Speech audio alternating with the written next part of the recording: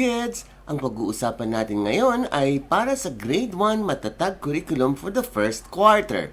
First quarter kasama ang measurements and geometry. Content standard include simple two-dimensional shape and their features.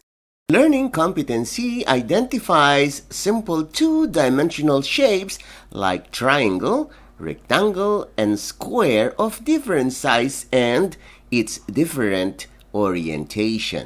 This is a square. It has 4 sides. All of the sides are equal. Ang ibig sabihin, ito ay pare-pareho ang sukat. A square has 4 corners.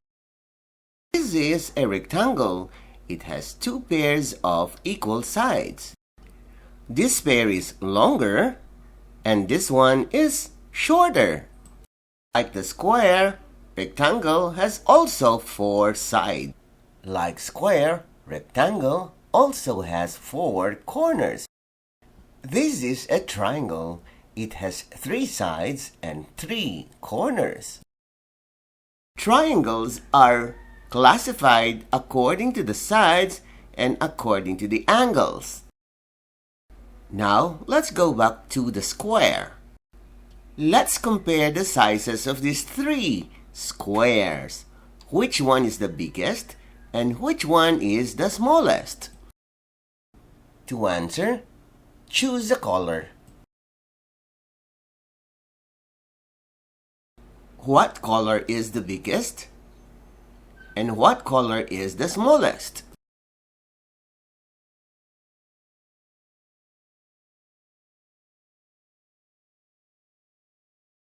What color is the biggest?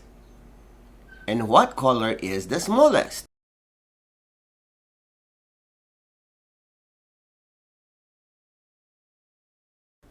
Which color is the longest? Which color is the shortest?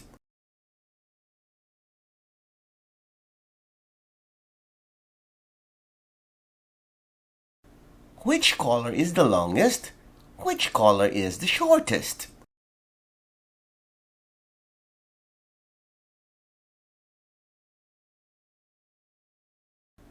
Which color is the longest?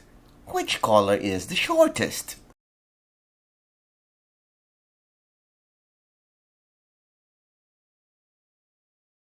Which color is the tallest?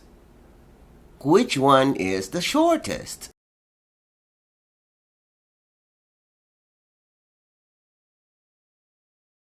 Which color is the tallest? Which one is the shortest?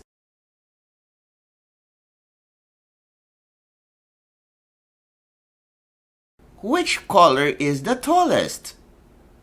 Which one is the shortest?